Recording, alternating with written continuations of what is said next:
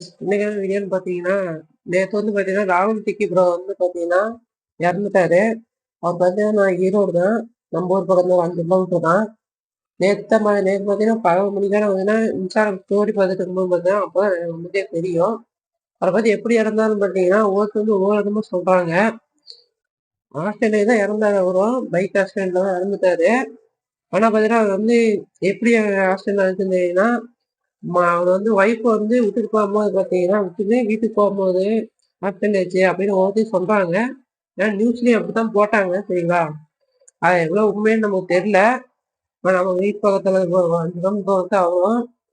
அவர் பார்த்தீங்கன்னா, ஒரு போன மாசம் தான் அவர பார்த்தோம். இப்ப கடைசியா வந்து ரீசெண்டா ஒரு வீடியோவும் போட்டிருக்கிறாரு. நெறைய பேருக்கு ஹெல்ப் பண்ற மாரி.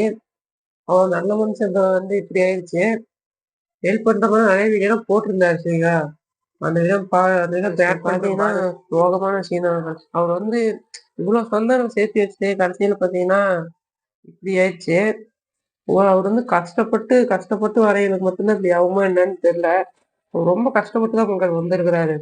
பார்த்தீங்கன்னா, ஒரு வீடியோ எல்லா வீடியோ பார்த்தீங்கன்னா, ரொம்ப ஃபன்னா இத வந்து பண்ணியிருப்பாரு. ரொம்ப வருத்தமா இருக்கு மக்கள்ஸ். நீங்களும் ஹெல்மெட் போட்டு வண்டி ஓட்டுங்க. ஹெல்மெட் போடாமலாம் ஓட்டாதீங்க தயவு செய்து. சரிங்களா? அதெல்லாம் வண்டியில அவ்வளவுக்கு வேகமாவும் போகாதீங்க மக்கள்ஸ்.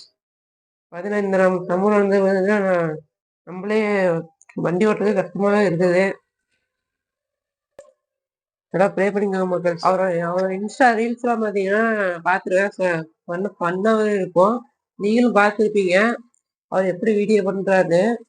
இன்ஸ்டாலாம் பார்த்தீங்கன்னா, 1,00,000 சொந்தங்கள சேர்த்து வச்சு இப்படி வந்து போயிட்டாரு. ஆனா நீங்களும் பாருங்க, பைக்ல அவ்வளோக்கு வேகமாலாம் போகாதீங்க.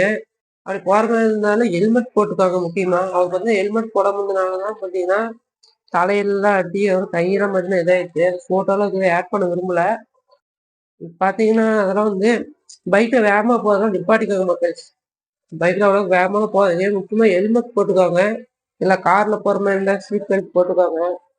என்னடா இப்படி சொல்ற அப்படின்னு நினைக்காதீங்க. இப்ப இந்த சம்பவம் நடந்ததுன்னு பார்த்தீங்கன்னா, நமக்கே கொஞ்சம் மனசு கேட்கணும் மக்கள்ஸ். வந்து நம்ம இந்த மாரி வீடியோ ஒண்ணு எடுத்து போட்டுருவோம் வச்சியா, அவர பத்தி சொல்றது மூலமா பார்த்தீங்கன்னா, நம்ம மக்களுக்கு கொஞ்சம் வந்து ஹெல்மெட் போட சொல்லி இந்த மாரி நம்ம ஸ்டாண்ட் மூலமாவே சொல்லலாம் அப்படின்னு சொல்லிட்டு தான் இந்த வீடியோ. சரி மக்கள்ஸ், அவருக்காக எல்லாம் ப்ரே பண்ணிக்கோங்க. நானும் ப்ரே பண்ணிக்கிறேன்.